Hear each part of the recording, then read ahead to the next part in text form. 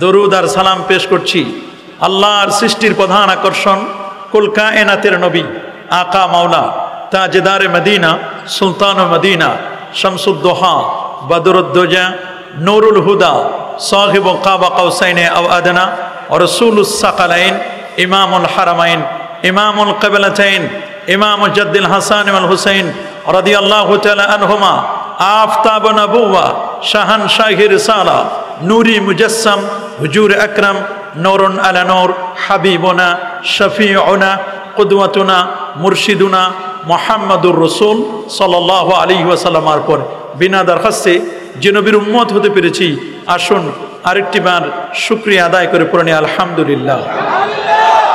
প্রিয় সুধী, আমি পবিত্র কোরআনুল কারীমের সবচেয়ে পরিচিত একটি সূরা সূরাতুল বাকারার পরে যে সূরাটির অবস্থান সূরাতু আলে ইমরান থেকে এটি আয়াতে কারিমা তেলাওয়াত করেছি। প্রথমত তেলাওয়াতকৃত আয়াতে কারিমার বাংলা সরল তরজমা, তার আলোকেই শুনব সংক্ষিপ্ত আকারে নির্ধারিত বিষয়। এই আয়াতের আলোকে সুন্নাতে রসুল সাল্লাল্লাহু আলাইহি ওয়াসাল্লাম ও আধুনিক বিজ্ঞান এর উপরে ইনশাআল্লাহ কিছু কথা বলার চেষ্টা করব। আল্লাহ যেন আমাকে কিছু বলবান, আপনাদেরকে অত্যন্ত মনোযোগের সাথে কথাগুলো শ্রবণ করবান, যা বলবো আর যা শুনবো তা যেন বাস্তব জীবনে প্রতিফলিত করতে পারি। আল্লাহ আমাদের সবাইকে কবুল আর মঞ্জুর করুন বলি আমিন। এরশাদ হচ্ছে ওয়া আতিউল্লাহ ওয়ার রাসূল, তোমরা আল্লাহ এবং তার রাসূলের আনুগত্য করো, লাআল্লাকুম তুরহামুন, যাতে তোমরা আল্লাহর পক্ষ থেকে রহমত প্রাপ্ত হও। এ হচ্ছে তেলাওয়াতকৃত আয়াতে কারিমার বাংলা তর্জমা। আসুন আমরা সংক্ষিপ্ত আকারে নির্ধারিত বিষয়ে আলোচনা শুনি। প্রিয় সুধী, আপনারা সকলে জানেন বর্তমান যে যুগটি এটি একটি প্রযুক্তি বিজ্ঞান, computer, internet, mobile, telephone, telegraph, telescope ও ডিজিটালের যুগ।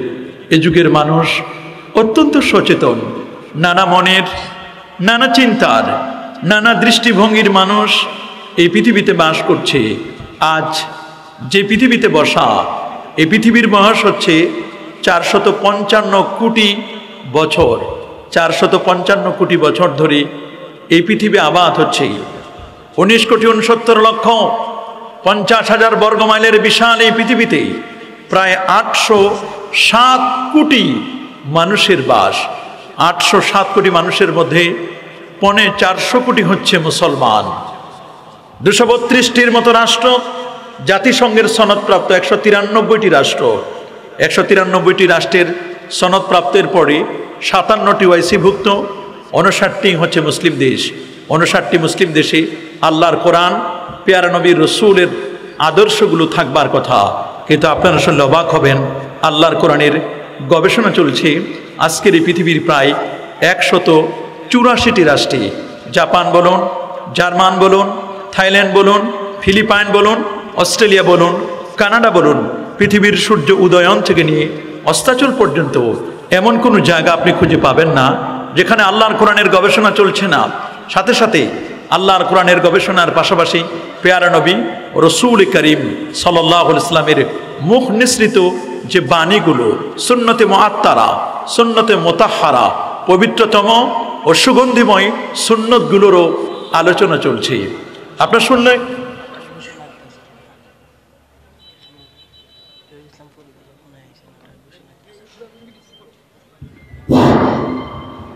সম্মানিত উপস্থিতি, আমাদের আজকের মাহফিলের সম্মানিত বিশেষ অতিথি, বর্তমান সোশ্যাল মিডিয়ার পরিচিত লোক হযরত মাওলানা মুফতি জহির ইসলাম বারীপুর হুজুর আমাদের মধ্যে এসে পৌঁছে গেছেন। আমাদের হুজুরের বয়ান আমাদের মুফতি উসমান গনি সাইদুল সাহেবের বয়ানের পূর্বে আমরা মাহফিল নিয়ে আসবো ইনশাআল্লাহ। মুফতি জহির বারীপুর হুজুর আমাদের মধ্যে এসে পৌঁছে গেছেন। শুনেছেন না ঘোষণা? কথা বলেন না কেন? শরীয়ত কি বলে শুনেন। ঘোষণা কোরআন হাদিসের আলোচনা বন্ধ করে কোনো আলেমের ঘোষণা এটা দেওয়া, এটা আদবের খেলাফ। আপনারা কি বলেন? এটা কোনো দ্বন্দ্ব করার জন্য নয়, কলহ করার জন্য নয়, আমি বলতে চাচ্ছি এটা হলো শরিয়াত, আপনাকে মানতে হবে। মাহফিল যেহেতু সুন্নি সম্মেলন, সুন্নতটা কি আপনাকে জানতে হবে। আমি তো ঘোষণা করে দিয়েছি যে আমার ভাই এসছেন, আমার পরপরই কথা বলবেন। তারপরে আপনাদের সন্দেহ থাকতে পারে, কনফিউশন থাকতে পারে, এই জন্য আপনাদের এখানে ঘোষণা দিয়ে দিয়েছেন, আমার কাছে অনুমতি নিয়ে দিছে। আমি কোনো মাইন্ড করি নাই, আমার মাইন্ড করার কিছু নাই, কিন্তু আমি বলতেছি যে এটা বেয়াদবি। এটা কি বলবেন কেন? কারণ এটা যদি কোনো এমন কোনো মেসেজ হতো যে মেসেজটি কোরআন এবং সুন্নাহকে বন্ধ করে দিয়ে, কোরআন এবং হাদিসের কথা বন্ধ করে দিয়ে আরেকজনের ঘোষণা দেওয়া, এটা শরীয়ত এলাও করে না। আপনি এলাও করতে পারেন, আমরা শরীয়ত এলাও করে না, শরিয়াতে মুহাম্মদ এটা এলাও করে না। যাই হোক, তারপরে ওনারা বুঝতে পারেন নাই, এটা দিয়েছেন। আমার সিস্টেম হলো, আমার স্টেজে যদি কোনো এমপি আসে বা কোনো মন্ত্রীও আসে, আমি কোরআন হাদিসের আলোচনা বাদ দিয়ে কখনো তাদেরকে মাইক দেই নাই। আমি শেষ করে দিই, নাহলে তারা শেষ করে। যাই হোক, এ নিয়ে আমরা কোনো মাইন্ড করবো না, আমরা কোনোই করবো না। পরবর্তীতে এ ধরনের কোনো ঘটনা যেন না ঘটে, যে এগুলো করবেন না আপনারা। কমিটি আমি মনে করছি স্ট্রং কমিটি, এবং কমিটি অত্যন্ত সুচতুর চালাক মানুষ। আপনারা এ ধরনের কথা কেন বলেন আমি বুঝে আসি না। যাই হোক, খুব খেয়াল করে শুনবেন কথাগুলো। রাসূল করিম সাল্লাল্লাহু আলাইহি ওয়াসাল্লামের সুন্নতে মুআত্তারা, সুন্নতে মুতাহহারা, প্রেমময় ও সুগন্ধিময় সুন্নতগুলোর আলোচনা, এটি আমাদের মতো এই মুখে মানায় না। আমরা এটার যোগ্য নই। শুধু আমরা এতটুকুই বলবো যে আমরা এই আলোচনাটা শুনে রসুলের সুন্নাতের প্রতি যেন আমাদের রূপবাত, আমাদের আগ্রহ, আমাদের অনুরাগ যেন বাড়ে। এই জন্য মূলত আমরা নবী পাক সাল্লাল্লাহু আলাইহি ওয়াসাল্লামের সুন্নতের আলোচনাগুলো আজকে করতে যাচ্ছি। কোন সুন্নতকে যদি বিজ্ঞান অ্যাকসেপ্ট নাও করে, তাতে নবীর সুন্নতের কোনো ক্ষতি হবে না। কি বলেন বাবা, কোনো ক্ষতি হবে নাকি? অনেক সুন্নত বিজ্ঞানীরা এখন পর্যন্ত বুঝতেই পারে না। তো যদি কোনো বিজ্ঞানী বুঝতে না পারে, কোনো সায়েন্টিস্ট যদি বুঝতে না পারে, তাহলে বুঝবেন এটি বিজ্ঞানীর দোষ, আমার নবীর সুন্নতের সামান্যতম ত্রুটি নেই। আল্লাহর হাবিবের সুন্নতে মুআত্তারাগুলো, এগুলো বিজ্ঞান বুঝতে অক্ষম, কারণ বিজ্ঞানীরা নবীজির মেরাজ বুঝতেও অক্ষম হয়েছিল। ওরা বলতো আল্লাহ নবী মেরাজ তিনি করেনই নাই, উপরে যাওয়া যায় না, উপরে গেলে আসা যায় না। ওরা বলছে একটি নয়, দুটি নয়, 174টি বাধা। কয়টি বাধা? 174টি বাধা। আর আমার আল্লাহ যদি নেন, তাহলে 174টি কেন, একটি বাধাও থাকবে না। আল্লাহু আকবার বলেন। এটা যে বিজ্ঞানীরা বুঝতে পারবে না আল্লাহ নবীর মিরাকেল, আল্লাহ নবীর মুজিজা, সেটা আল্লাহ সুবহানাহু ওয়া তাআলা প্রথমেই সূরাত বানী ইসরাঈলে সুবহানা শব্দ দিয়ে উল্লেখ করেছেন। সুবহানা মানে এটা অত্যাশ্চর্য, এটা সাধারণ কোনো বিষয় নয়, এটা অত্যাশ্চর্য। আর মুজিজা বলা হয় আমরুন খারিকুন লিল আদাত, যেটা স্বাভাবিকের বিপরীত, এটার নাম হচ্ছে মুজিজা। সুবহানাল্লাহ বলেন। খুব খেয়াল করে শুনবেন, বিজ্ঞানীরা চ্যালেঞ্জ করেছিল মুহাম্মদ সাল্লাল্লাহু আলাইহি ওয়াসাল্লাম তিনি উপরে যেতেও পারেন না, উপর থেকে নামতেও পারেন না। যদি নামা এবং আসা আগের কোনো তোমাদের কোনো উপমা থাকে বলো। তখন ওদের কাছে প্রেস করা হলো যে হযরত আদম আলাইহিস সালাম তিনি উপর থেকে নিচে নেমেছিলেন। সুবহানাল্লাহ বলেন। বলেন তো আদম আলাইহিস সালাম ছিলেন কোথায়? জান্নাতে। বলেন কোথায় ছিলেন? জান্নাতে। প্রশ্ন করতে পারেন হুজুর জান্নাতটা কোথায়? জান্নাত হচ্ছে সিদরাতুল মুনতাহার পাশে। আল্লাহ পাক রব্বুল আলামিন কোরআনুল কারীমে বলেন ওয়ালাকাদ রাআহু নাজলাতান উখরা ইনদা সিদরাতিল মুনতাহা ইনদাহা জান্নাতুল মাওয়া। সিদরাতুল মুনতাহার পাশে হচ্ছে জান্নাত। জান্নাতে ছিলেন আদম আলাইহিস সালাম। আল্লাহ তাআলা আদম আলাইহিস সালামকে দুনিয়াতে পাঠালেন। এমন তো হয় নাই যে তার হাত পা বেঁধে, তাকে পঙ্গু করে হাত পা বেঁধে আল্লাহ উপর থেকে ফেলে দিয়েছিলেন। কি বলেন, ফেলে দিয়েছিলেন? আল্লাহ তাআলা আদম আলাইহিস সালামকে দুনিয়াতে পাঠালেন জাবালে আদম, আদম স্মিথ শ্রীলঙ্কায়। যদি একটি বর্ণনায় পাওয়া যায় যে তিনি সেখানে এসেছিলেন, এবং তার স্ত্রী হযরতে হাওয়া আলাইহাস সালাতু ওয়াস সালামকে আল্লাহ তাআলা তাকে জেদ্দায় পাঠিয়েছিলেন।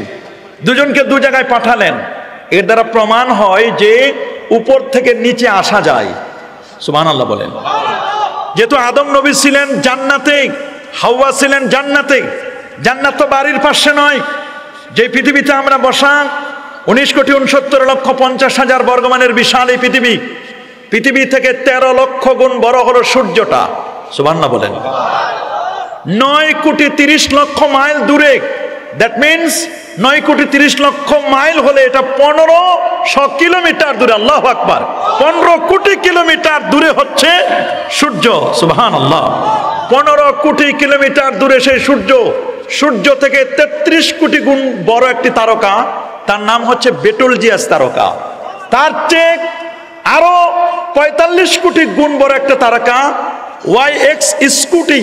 এই তারকাটা বেটলজিয়াস তারকা থেকে 45 কোটি গুণ বড়। তার চেয়ে আরো বড় galaxy milky nova, supernova, Proxima Centauri, Andromeda galaxy. তার চেয়ে আরো বড় হলো প্রথম আকাশ। প্রথম আকাশের চেয়ে আরো বড় দ্বিতীয় আকাশ।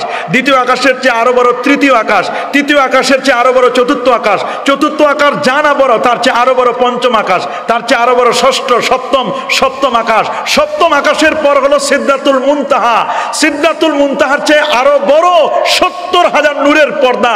70,000 নূরের পর্দার পরে হলো আল্লাহ পাকের জান্নাত। আল্লাহু আকবার বলেন। কেউ আরেকটু অন্যভাবে বলছেন, সিদরাতুল মুনতাহার পাশে ইনদাহা জান্নাতুল মাওয়া, তার পাশে হচ্ছে জান্নাতুল মাওয়া। জান্নাতুল মাওয়ার পরে হচ্ছে 70,000 নূরের পর্দা। একটি পর্দা থেকে আরেকটি পর্দার দূরত্ব 500 বছরের রাস্তা। তারপরে হলো আল্লাহ পাকের আরশ। আরশ হলো আল্লাহ পাকের মাখলুক। বলেন আরশ কি? আল্লাহর সৃষ্টি। আরশ কি? সবাই বলেন আরশ কি? আরশ হলো আল্লাহ পাকের সৃষ্টি। আমার নবী যেই রওজা মুবারাকায় শায়িত, যেই নবীজি রওজা থারায় শায়িত, সেই নবীর রওজা শরীফের ওই মাটিটুকুনের মর্যাদা গোটা পৃথিবী, ইভেন আল্লাহর ঘর খানায় কাবা, এমনকি আল্লাহর আরশের চেয়েও তা দামি। আল্লাহু আকবার বলেন। বলবেন কেন তা দামি? আরশ হচ্ছে আল্লাহ পাকের মাখলুক, আল্লাহর সৃষ্টি। আরশের চেয়েও দামি নবীর রওজা মোবারকের ওই মাটি, কারণ নবী হলেন সাইয়্যিদুল খালায়েক ওয়াল বাশার। মানুষ এবং সৃষ্টি জগতের শ্রেষ্ঠ হলেন আমার নবীজি। আল্লাহু আকবার বলেন। সেই জান্নাত থেকে আদম নবী পৃথিবীতে আসলেন, এটা বোঝা যায় যে পৃথিবীতে আসা যায়। হাদিসের মধ্যে আসে ইজা দাখালা রমাদান ফুতিহাত আবওয়াবুস সামা। যখন রমদান কারিম আসে, আসমানের দরজাগুলো খুলে দেওয়া হয়। তাহলে বোঝা গেল আসমানের দরজা আছে। সুবহানাল্লাহ বলেন। আসমানের কি আছে? আমরা কেউ বিশ্বাস করলে বিজ্ঞানীরা বলবে না যে আসমানের দরজা আছে। বিজ্ঞানীরা আসমান তো দূরের কথা, দরজা তো দূরের কথা, ওরা বলে আসমান একটা, বাকিগুলো সব হচ্ছে ধোঁয়া। অথচ আল্লাহ বলেন আসমান একটা নয়, আসমান হলো 7টা। আকাশ কয়টা? সূরাতুল মুলকে আল্লাহ রাব্বুল আলামিন বলেন আল্লাযী খালাকা সাবা সামাওয়াতিন তিবাকা, যিনি 7টি আকাশকে স্তর বাই স্তর সাজিয়েছেন। সুবহানাল্লাহ। 7 আকাশ ভেদ করে আদম নবী নামলেন। নামার পরে তিনি কি উপরে উঠেছেন? কথা বলে না। আদম নবী কি উপরে উঠেছেন? আদম নবী নেমেছেন। তাহলে বোঝা যায় উপর থেকে পৃথিবীতে আসা যায়। খেয়াল করবেন, উপর থেকে পৃথিবীতে কি আসা যায়। এখন ওরা জানতে চাইলো যে উপরে যাওয়া যায় এমন কোনো প্রমাণ আছে? কেমনে যাবে? ওরা বলে নিহারিকা পুঞ্জ, আগ্নেয়গিরি, কত বাধা, সূর্য তো তাদেরকে ঝলসাই দিবে, যাওয়া সম্ভব নয়। আসা গেছে বুঝলাম, কিন্তু যাওয়া যাবে না। আমরা বলবো যাওয়াও যায়। বলে গেছেন এমন প্রমাণ? আল্লাহ নবীর আগে, আমাদের নবীর আগে হযরত ঈসা রূহুল্লাহ, যিনি আমার নবীর বর্ণনা বলে দিয়েছিলেন, মিন বাদি ইসমুহু আহমদ, আমার পর একজন নবী আসবে, তার নাম হচ্ছে আহমদ। আকাশের নবীর নাম আহমদ, জমিনে সেই নবীর নাম মুহাম্মদ সাল্লাল্লাহু আলাইহি ওয়াসাল্লাম। আর ইন্তেকালের পরে যে নবী হাসরের ময়দানে হবেন মাহমুদ। আকাশে আহমদ, জমিনে মুহাম্মদ, ইন্তেকালের পরে হবে তিনি হবেন মাহমুদ। তিনি হবেন কি? মাহমুদ। আহমদ, মুহাম্মদ জমিনে, আর ওই জগতে রওজা মুবারাকায় তিনি হচ্ছেন কি? মাহমুদ। প্রশ্ন হচ্ছে, তিনি তো এই জমিনে নেই, পৃথিবীতে নয়, গোটা পৃথিবীতে আল্লাহ সুবহানাহু ওয়া তাআলা মানব জাতির হেদায়েতের জন্য 1,24,000 নবী পাঠিয়েছিলেন, 315 জন রাসূল। বলেন 315 জন কি রাসূল? 1,24,000 নবী। কোন নবী কি পৃথিবীতে, কোন নবী কি বর্তমানে বেঁচে আছে? আছে আছে, একজন নবী এখনো বেঁচে আছে, সেই তিনি হচ্ছেন হযরত ঈসা রূহুল্লাহ। আল্লাহু আকবার বলেন। একজন নবী এখনো পৃথিবীতে নয়, পৃথিবী বলতে আমরা আসমানে, তিনি দ্বিতীয় আসমানে এখনো বেঁচে আছেন। তার খালাতো ভাইয়ের সাথে ইয়াহইয়া আলাইহিস সালামের সাথে আছেন। কেউ বলছেন তিনি চতুর্থ আসমানে, আর বিশুদ্ধ বর্ণনা হচ্ছে তিনি দ্বিতীয় আসমানে আছেন। তাহলে তিনি জমিন থেকে আসমানে উপরে উঠেছেন। তাহলে বোঝা গেল ঈসা রূহুল্লাহ যদি উপরে উঠেছেন তাহলে উপরে উঠা যায়, আর উপর থেকে নেমেছেন হযরত আদম সফিউল্লাহ, তাহলে উপর থেকে নামা যায়, তাহলে নামাও যায় উঠাও যায়। যিনি উঠেছেন তিনি নামেন নাই, যিনি নেমেছেন তিনি উঠেন। বলেন, যিনি নেমেছেন তিনি উঠেন, আর যিনি উঠেছেন তিনি কি নেমেছেন? ঈসা রূহুল্লাহ নামেন নাই, তিনি নামবেন। তার জন্য গেট রেডি করা হচ্ছে, দামেস্কের জামে মসজিদে তিনি নামবেন। সুবহানাল্লাহ। 40 জন ইয়ং স্টার, 40 জন ইউথ, 40 জন যুবক, মাগরিবের নামাজের আজান হবে, একামতটি এখনো বাকি। ইমাম মাহাদি আসবেন, ইমাম মাহাদি বলবেন আজকের মাগরিবের নামাজ লেটে শুরু হবে, দেরি হবে একটু। কোশ্চেন হচ্ছে হোয়াট ইজ দ্য রিজন? কারণটা কি? কি সবব, কেন আজকে মাগরিবের নামাজ লেটে শুরু হবে? বলে আজকের মাগরিবের নামাজে একজন নতুন মুসল্লি আসবেন, মুক্তাদি আসবেন, তিনি ইমামও হতে পারেন আবার মুক্তাদিও হতে পারেন। বলি তিনি কে? বলে তিনি ঈসা রূহুল্লাহ। পৃথিবীর বিজ্ঞান বলবে পৃথিবীতে সন্তান হবে ক্রোমোজোমের মাধ্যমে। 46টি ক্রোমোজোম, পুরুষের 23 জনা, নারীর 23 জনা, 46 জনা ক্রোমোজোম। পুরুষের ক্রোমোজোম হচ্ছে এক্স এবং ওয়াই, নারীর ক্রোমোজোম হচ্ছে ডাবল এক্স। যারা জিওলজিস্ট তারাও জানে প্রাণীর ক্ষেত্রেও এমন ঘটনা ঘটে কিনা সেটা আল্লাহ ভালো জানেন। তবে যারা এমব্রিওলজিক্যাল সায়েন্স, ভ্রূণতত্ত্ববিদ, হিউম্যান অ্যানাটমি, মানবতা নিয়ে যারা কথা বলেন, তারা বলেন পৃথিবীতে সন্তান হলে দুটো জিনিস লাগবে। একটা হচ্ছে আপনার স্পার্ম লাগবে এবং ওভাম লাগবে। পুরুষের স্পার্ম, নারীর ওভাম। পুরুষের হচ্ছে এক্স, নারীর এক্স, এই ডাবল এক্স মিলে সন্তান হবে কন্যা। সন্তান হবে কি? বলে না? হ্যাঁ, ডাবল এক্স মিলে সন্তান হয় কি? পুরুষের এক্স, নারীর এক্স, সন্তান হবে কন্যা। পুরুষের ওয়াই আছে, নারীর ওয়াই নাই, নারীর আছে এক্স। সুবহানাল্লাহ বলেন। পুরুষের ওয়াই, নারীর এক্স, এক্স এবং ওয়াই মিলে সন্তান হবে ছেলে। প্রশ্ন হচ্ছে কখনো এক্সও লাগে না, ওয়াইও লাগে না। ঈসা রূহুল্লাহর ব্যাপারে পৃথিবীর বিজ্ঞানীদের চোখে আঙ্গুল দিয়ে দেখাই দিলেন। আমার রাসূল বলেছেন তোমরা তো বলো এক্স ওয়াই, আর তোমরা বলো ক্রোমোজোম। ইখতিলাত মিন মাইর রাজুল ওয়া মিন মাইল মারআ। পুরুষের মনি লাগবে, স্পার্ম লাগবে, নারীর ওভাম লাগবে। পুরুষের ওয়াই, নারীর এক্স, এতে সন্তান হবে ছেলে। আমার রাসূল বলেন এগুলো ছাড়াও হতে পারে যদি আল্লাহ চান। আল্লাহু আকবার বলেন। আরে যেন আল্লাহু আকবার। শুধু তাই নয়, মায়ের পেটে সন্তানটি যখন 4 মাস, তখন একজন ফেরেশতা আল্লাহ পাঠায় দেন। আল্লাহ পাক রব্বুল আলামিন ফেরেশতাকে পাঠায় দেওয়ার পরে ফেরেশতা আল্লাহকে জিজ্ঞেস করলে, আল্লাহ এটা কি পুরুষ হবে না নারী হবে? কি করব আমি? আল্লাহ সুবহানাহু ওয়া তাআলা বলে দেন যে এটা পুরুষ হবে অথবা নারী হবে। এটা কি অ্যাবর্শন হবে নাকি এটা 8 মাস 9 মাস 10 মাস পর্যন্ত পূর্ণতা আসবে? এটাও কিন্তু আল্লাহ সুবহানাহু ওয়া তাআলা জানান দেন ফেরেশতার কাছে। এবং ওই সময় 4টা জিনিস লিখে দেয়, আপনি কবে মারা যাবেন, আপনার হায়াত, আপনার মৌত, কতদিন আপনি পৃথিবীতে বাঁচবেন, কি আপনি উপার্জন করবেন, আপনার কি উপার্জন হবে পৃথিবীতে, কয় টাকা আপনি আয় করবেন। শুধু তাই নয়, বরং এই পৃথিবীর মধ্যে আপনি যে বাস করছেন, মৃত্যুর পরে আপনি জান্নাতি হবেন না জাহান্নামী হবেন, শাকিউন আম সাইদুন, আপনি সুভাগা না দুর্ভাগা, এটাও আল্লাহ পাক রব্বুল আলামিন আপনার মায়ের পেটে আপনার বয়স যখন 120 দিন 4 মাস, এই 120 দিন 4 মাস বয়সে আল্লাহ পাক রব্বুল আলামিন 4টা জিনিস লিখে দেন। আল্লাহু আকবার বলেন। ইমাম আজম আবু হানিফার ওস্তাদ ইমাম বাকির রহমাতুল্লাহ আলাইহি প্রশ্ন করেছিলেন খ্রিস্টানরা। কি প্রশ্ন করেছিলেন? মায়ের পেটে সন্তান থাকবে, যে কয়দিন থাকে থাকুক, কোনো আপত্তি নাই। আমরা তো জানি মায়ের পেটে সন্তান থাকে 10 মাস 10 দিন, কিন্তু আল্লাহ পাক রব্বুল আলামিন বলছেন 30 মাস। 30 মাস কেমন? 2 বছর 12 12 24 মাস হচ্ছে দুধ পান করবে, আর 6 মাস হলো মায়ের গর্ভ। 24 আর 6 হলো 30। আল্লাহর হিসাব হলো 6 মাস। আর আমার বিজ্ঞান বলছে, হিউম্যান অ্যানাটমি বলছেন, এমব্রিওলজিক্যাল সায়েন্স বলছে যে না, মায়ের মধ্যে, মায়ের পেটের ভিতরে সন্তান থাকবে 9 মাস 10 মাস 5 মাসের সন্তান বাঁচে না। পৃথিবীতে 5 মাসের সন্তান বাঁচতে পারে, 6 মাসের সন্তান বাঁচতে পারে। ইমাম হাসান রাদিয়াল্লাহু তাআলা তিনি 5 মাস সামথিং, 5 মাসের কিছু বেশি দিন ছিলেন। ঈসা রুহুল্লাহ তিনি মায়ের পেটে মাত্র 5 মাসের কিছু বেশি দিন ছিলেন, এর চেয়ে বেশি ছিলেন না, আবার বেশিও ছিল। ইমাম মুহাম্মদ ইবনে ইদ্রিস আশ-শামী, ইমাম মুহাম্মদ ইবনে ইদ্রিস আশ-শাফি যিনি ইমাম আহমদ বিন হাম্বলের ওস্তাদ ছিলেন, যে ইমাম আহমদ বিন হাম্বল 12.5 লক্ষ হাদিসের পণ্ডিত ছিলেন, যার ক্লাসে ইমাম বুখারীর মতো ব্যক্তি 8 বার ছাত্র হয়ে বসেছিলেন ইমাম আহমদ বিন হাম্বলের ক্লাসে। ইমাম আহমদ বিন হাম্বল তিনি এজ এ প্রফেসর, তিনি হাদিস শাস্ত্রের পণ্ডিত, 12.5 লক্ষ হাদিসের হাফেজ, যার সিনাই, যার মেমোরিতে 12.5 লক্ষ হাদিস যার সিনাই জমা ছিল, যিনি 99 বার আল্লাহকে স্বপ্নে দেখেছিলেন। যার ওস্তাদ হচ্ছে ইমাম মুহাম্মদ ইবনে ইদ্রিস আশ-শাফি, যিনি আল্লাহর কোরআনের ব্যাপারে গোটা পৃথিবীর ওই সময়ের মানুষগুলো বলেছিল আল্লাহর কোরআনটা হাদিস।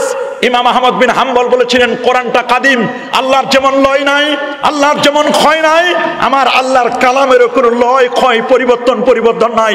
ওই দেশের সরকার ইমাম আহমদ বিন হাম্বলকে কারাগারে গ্রেপ্তার করে নিয়ে গেছিল। প্রতিদিন সকাল বেলায় তার পিঠের মধ্যে 70 থেকে 80টি বেত্রাঘাত করা হতো। ইমাম আহমদ বিন হাম্বল কারাগারের মধ্যে তাকে যখন আঘাত করা হলো, ইমাম আহমদ বিন হাম্বল বললেন, তোমরা আমাকে বেত্রাঘাত করতে পারো, আমি বেতের বাড়ি সহ্য করব, কিন্তু আহলে সুন্নাহ ওয়াল জামাতের আকীদা থেকে চুল পরিমাণ আমি পিছপা হব না। শেষ পর্যন্ত দেশের সরকার জেলখানা থেকে ফুলের মালা তার গলায় পরায় দিয়ে তাকে বের করে এনে নিরাপদ জায়গায় বাসায় পৌঁছাই দিয়েছিলেন।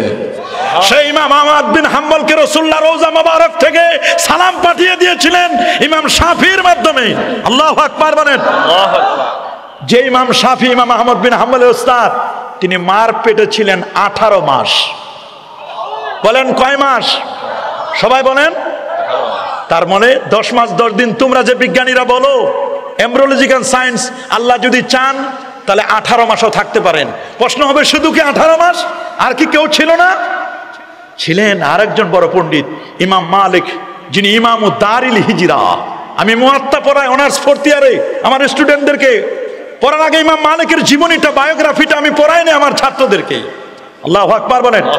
ইমাম মালিক ইমামু দারিল হিজরা, তাকে যখন কোনো ব্যক্তি প্রশ্ন করত কোনো মাসলা মাসাইল নিয়ে, তিনি সাথে সাথে আনসার করতেন, উত্তর দিতেন। আবার কখনো কখনো সব মাসালার উত্তর দিতেন না। একজন লোক 600 কিলোমিটার দূর থেকে ইমাম মালিকের কাছে আসছে 36টি মাসালা জানার জন্য, মাত্র 4টা মাসালার উত্তর দিয়েছেন, বাকি 32টি মাসালার ব্যাপারে তিনি বলেছেন লা আদরি, আমি জানি না। আর আমাদেরকে প্রশ্ন করলে আমরা বলি আমার মতো আর জাননেওয়ালা কে আছে, আমি সব জানি, Jack of all trade, master of নান, সব জানতা, কিন্তু কোনটাতে আমি ওস্তাদ নই। আপনারাও তো তাই, সুরের পাগল হয়ে গেছেন আপনারা। সুরের পাগল হলে চলবে না। সুর এটা আল্লাহর নিয়ামত, থাকুক সুর, কোনো আপত্তি নাই। তবে আপনার 1 ঘন্টা সময়ের মধ্যে যেই কথাটা আপনি 1 মিনিটে 3টা কথা বলতে পারেন, সুর দিয়ে ওই কথা 3টা বলতে পারবেন, 1টা কথা বলতে পারবেন। খেয়াল করবেন আপনি। আমরাও ইচ্ছা করলে সুর দিতে পারি, আমাকে আল্লাহ যেটুকুন সুর দিয়েছেন সেটুকু দিয়ে বলতে পারি, কিন্তু আমি মনে করি না আমার 50 মিনিট, আমার 1 ঘন্টা 10 মিনিট এটা আমানত। আমি যদি সেই কথা, যে কথাটি আমি 1 মিনিটে 3টা কথা বলতে পারি, সেই কথা সুর দিয়ে যদি আমি একটা বলি, তাহলে 2টা কথা আমি বলতে পারলাম না। এটা পাবলিকের কাছে যে স্পিচ ডেলিভারি দিচ্ছি, এটা কম হয়ে গেল। আমার এই দিকে আমি খেয়াল করি। কিন্তু দুঃখটা হলো এখানে, কোন বক্তার যদি সুর না থাকে, তাল না থাকে, তাহলে আপনারা এগুলো শুনতে চান না। এইটা আপনাদের ক্যারেক্টার, এটা আপনাদের অভ্যাস হয়ে গেছে। সুরের পাগল আপনারা, সুরের পাগল হন, কোনো আপত্তি নাই। আল্লাহর মেহেরবানি, আমাদের সুর তাল আল্লাহ যেটুকু দিয়েছেন সেটুকু দিয়ে আমরা কথা বলি। সবাই সুরেলা বক্তাকে চান, আমিও কোনো আপত্তি নাই। সুরেলা বক্তাকে যদি আনেন, স্টপ করে দেবে, 1 সেকেন্ড সামনে যাব না আমি, এটা মনে রাখবে না। আমি ওইরকম আপনাদের কাছে বিনয়ের সাথে আমি বলতে চাচ্ছি, যদি সুরেলা বক্তা আপনাদের প্রয়োজন হয়, আমার কথা পছন্দ না হয়, আপনারা নিয়ে আসেন, আমি ছেড়ে দিব, কোনো আপত্তি নাই। খুব খেয়াল করে শুনবেন। ইমাম শাফি রহমতুল্লাহ আলাইহি মার পেটে 18 মাস। কয় মাস? জোরে বলুন। ইমাম মালিক ইমামু দারিল হিজরা, এত বড় পণ্ডিত ছিলেন ইমাম মালিক রহমতুল্লাহ আলাইহি। তিনি বলে দিয়েছেন তার ব্যাপারে, তার ছাত্ররা বলেছেন ইমাম মালিক তিনি মদিনার মাটিতে কোনোদিন জুতা পায়ে দিয়ে হাঁটতেন না। ছাত্ররা জিজ্ঞেস করলেন, ওস্তাদ জি আপনি মদিনার মাটিতে কেন জুতা পায়ে দিয়ে হাঁটেন না? তিনি বলেন, জুতা পায়ে দিয়ে হাঁটবো কেমনে? যেই জমিনে আমার রসুল হেঁটেছেন সেই জমিনে কি আমি বেয়াদবি করব? রসুল্লাহর কদম মোবারকের উপর আমি জুতা দিয়ে পাড়ায় যাব, এইরকম বেয়াদবি আমি করতে পারি না। তরিকত মানুষকে বেয়াদব শিখায় না, তরিকা মানুষকে বেয়াদব বানায় না। আর তরিকু কুল্লুহু আদব, তরিকার সবটুকু নয় আদব। হ্যাঁ বলেন, তরিকার সবটুকু নয় কি? আল্লামা সাহেব কাবলা ফুলতুলি রহমতুল্লাহ আলাইহি তিনি সবসময় আদবের কথা বলতেন। শর্ষিনার পীর শাহ সুবিন সারদিন আহমদ রহমতুল্লাহ আলাইহি, শাহ আবু জাফর মোহাম্মদ সালেহ রহমতুল্লাহ আলাইহি আদবের কথা বলতেন। শুনলে অবাক হবেন, সহিহ মুসলিম কিতাবুল ঈমান 1 নম্বর হাদিস, যেটাকে হাদিসে জিবরাইল আলেমের ক্লাসে পড়ানো হয়, আলেমের ফার্স্ট ইয়ারে যে কিতাবটি পড়া হয়, সেখানে জিবরিল আমিন ঈমান শিক্ষা দিবেন, ইসলাম শিক্ষা দিবেন, ইহসান শিক্ষা দিবেন, কিয়ামতের আলামত জিজ্ঞেস করবেন। এগুলোর আগে সাহাবায়ে কেরামদেরকে আদব শিক্ষা দিলেন। আল্লাহু আকবার বলেন। কি শিক্ষা দিলেন? আদব, আদব, আদব। আল আদাবু খায়রুম মিনাজ যাহাবি ওয়াল ফিদ্দা, আদব স্বর্ণ রৌপ্যের চেয়েও দামি। আল্লাহু আকবার বলেন। কমপক্ষে পীরপন্থী যারা, এরা কখনো বেয়াদব হয় না। বলেন, এরা কখনো কি হয় না? সবাই বলেন, এরা কখনো কি হয় না? বেয়াদব হয় না। হাদিসটা শুনে নেন, হাদিসটি শুনে নেন। আন উমর ইবনে খাত্তাবি রাদিয়াল্লাহু তাআলা আনহু قال بينما نحن عند رسول الله صلى الله عليه وسلم ذات يوم استطلع علينا رجل شديد بياض الثياب شديد سواد الشعر لا يرى عليه اثر السفر ولا يعرف منا احد حتى جلس الى النبي صلى الله عليه وسلم فاسند ركبتيه الى ركبتيه ووضع كفيه على فخذيه قال يا محمد اخبرني عن الاسلام قال الاسلام ان تشهد ان لا اله الا الله وان محمد رسول الله صلى الله عليه وسلم وتقيم الصلاه وتؤتي الزكاه وتصوم رمضان وتحج البيت ان استطعت اليه سبيلا قال صدقت قال فاجبنا له يسال ويصدق قال اخبرنا عن الايمان قال الايمان ان تؤمن بالله وملائكته وكتبه ورسله واليوم الاخر وتؤمن بالقدر خيره وشره قال صدقت قال اخبرنا عن الاحسان قال ان تعبد الله كانك ترى فان لم تكن ترى فانه يراك قال اخبرنا عن الساعه قال ما المسؤول عنها باعلم من السائل قال اخبرني عن امارتها قال ان تلد المتربتها وان ترى الحفاة العراة العالة رياء الشيء يتطاولون في البنيان ثم انطلق فلبستم علي قال يا عمر اتدري من السائل قلت الله ورسوله اعلم قال فانه جبرائيل اتاكم يعلمكم دينكم رواه مسلم الله اكبر عمر بن الخطاب ওমর ইবনুল খাত্তাব রাদিয়াল্লাহু তাআলা আনহু, যিনি 31 লক্ষ বর্গমাইলের শাসক ওমর। আল্লাহু আকবার। 31 লক্ষ বর্গমাইলের শাসক ওমর, 10 বছর 6 মাস যিনি রাষ্ট্র পরিচালনা করেছিলেন, যিনি বক্তব্য দিয়েছিলেন, আমার রাষ্ট্রে যদি একটি কুকুরও না খেয়ে মারা যায়, একটি পোকামাকড় যদি না খেয়ে মারা যায়, আমি ওমর কি জবাব দিব তা আমি জানি না, আমি জবাব রেডি করতেছি। আল্লাহু আকবার। তিনি হাদিসটি বর্ণনা করেছেন, কুচকুচে কালো ধবধবে সাদা পোশাক পরিহিত, সফরের কোনো চিহ্ন নেই, কোনো আলামত নেই, এমন একজন ব্যক্তি রাসূলুল্লাহর সামনে এসে হাঁটু দুইটা গেড়ে, ছাত্র যেমন ওস্তাদের সামনে বসে, মুরিদ যেমন পীরের সামনে বসে, ওই রকম হাঁটু গেড়ে লোকটি বসে গেল। লোকটি বসে গেলেই ফাসনাদা রুকবাতাইহি ইলা রুকবাতাইহি, হাঁটু বসে নামাজের যেমন আমরা দাঁড়াই, এইরকম রাসূলুল্লাহর সামনে হাত দুটো রেখে আদবের সাথে বসে গেলেন। বসার পরে জিজ্ঞেস করলেন, ইসলাম কি জিনিস, ঈমান কি জিনিস, ইহসান কি জিনিস, কিয়ামত কবে হবে, কিয়ামতের সিমটম আলামতগুলো কি? 5টি প্রশ্ন করলেন। কিন্তু 5টি প্রশ্ন ঈমান জানার আগে, ইসলাম জানার আগে, ইহসান জানার আগে, কিয়ামত কবে হবে এটা জানার আগে, কিয়ামতের আলামত জানার আগে সাহাবায়ে কেরামদেরকে দেখাই দিলেন, সাহাবীরা নবীর সামনে কেমনে আদব করতে হয়, আদব দেখাতে হয়, এটা দেখে নাও, শিখে নাও। জিবরিল আমিন প্র্যাকটিক্যাল আল্লাহর হাবিবের সাহাবীদেরকে দেখাই দিলেন। জিবরিল তিনি ওয়ালাহু সিত্তু মিআতি জানা, যার 600 নূরের পাখা, যে নবীর কাছে একবার নয় দুবার নয় 24,000 বার এসেছিলেন। আল্লাহু আকবার। মানে সেই ইমাম মালিক রাহমাতুল্লাহ আলাইহি, ইমাম দারুল হিজরা, তিনি মার পেটে ছিলেন 24 মাস। 1 মাস নয়, 2 মাস নয়, কয় মাস? 24 মাস ছিলেন ইমাম মালিক তার মার পেটে। বললেন বানানো? নো, বানানো না। উমদাতুল কারি আলা শারহে সহিহুল বুখারী, সহিহ বুখারীর প্রথম হাদিসের রাবীদের জীবনী আলোচনা করতে গিয়ে তিনি এনেছেন ইমাম মালিকের ব্যাপারে। ইমাম মালিক মার পেটে ছিলেন 24 মাস, ইমাম শাফি ছিলেন 18 মাস। বিদ্যা বলবে এক্স ওয়াই ছাড়া ছেলে হবে না, আর আমার আল্লাহ বলেন ঈসা রুহুল্লাহ জন্ম নিল, তার এক্সও ছিল না, ওয়াইও ছিল না। আল্লাহু আকবার। হ্যাঁ, ডাবল এক্স ছিল, মারিয়াম আলাইহিস সালামের ডাবল এক্স ছিল তার, কিন্তু সেখানে পুরুষ ছিল না। পুরুষ না থাকলে তো প্রশ্ন আসে না। জিবরিল আমিন যিনি মারিয়াম আলাইহিস সালামের মুখে ফুৎকার দিয়েছিলেন, ফুৎকারের মাধ্যমে আল্লাহ তাআলা তার গর্ভে সন্তান দিয়েছিলেন, ফুয়ের সন্তান। তিনি যখন কাদা মাটি দিয়ে পাখি বানান, আনফুকু ফিহে ফায়াকুনু তায়রাম বিইজনিল্লাহ, পাখি বানানোর পরে যখন ফু দেয় অটোমেটিক পাখি হয়ে আকাশে উড়ে যায়। আল্লাহু আকবার বলেন। পৃথিবীর বিজ্ঞানীরা বলবে আকাশে যাওয়া যায় না, আবার আকাশ থেকে নামাও যায় না। আমার রাসূল বলেন আকাশে যাওয়াও যায়, নামাও যায়। ঈসা রুহুল্লাহ উঠেছেন, নামেন নাই। আদম আলাইহিস সালাম নেমেছেন, তিনি উঠেন নাই। আর আমার রাসূল আজ থেকে প্রায় 1450 বছর আগে আল্লাহর নবী, নূর নবী, হায়াতুন নবী, মেরাজের রজনীতে 26 তারিখ দিনগত রাত্রে 27শে রজব, আল্লাহু আকবার বলেন, 27শে রজব আল্লাহর নবী উম্মে হানির ঘর থেকে নিয়ে সিনাটা চাক করে জান্নাতি গাড়ি বোরাকে আরোহণ করে নবী সিনাটা চাক হলো। একবার নয়, দুবার নয়, 4বার ওপেন হার্ট সার্জারি হয়েছে আল্লাহ নবীর। একবার নবীর সিনা চাক হয়েছে 4 বছর বয়সে, আরেকটা হচ্ছে 12 বছর বয়সে, আরেকটা হলো নবীজির হিজরতের পূর্বে নবীজির সিনা চাক হলো যখন তিনি মেরাজ করলেন। আরেকবার হয়েছে নবীর 40তম বছর বয়সে। মোট জীবনে 4বার। আরেকটি বর্ণনা আসে 3বারের মতো সিনা চাক হয়েছে। পৃথিবীর বিজ্ঞানীরা বলবে ওপেন হার্ট সার্জারি আমরা এটা আবিষ্কার করেছি। নো নো নো, তোমরা ওপেন হার্ট সার্জারি আবিষ্কার করো নাই। কোরআন বলছে, ইসলাম বলছে না ওপেন হার্ট সার্জারি মানুষের হার্ট বের করে নিয়ে আবার এটাকে সুস্থ করা যায়, মানুষের হার্ট বের করার পরে এটাকে ভালো করা যায়।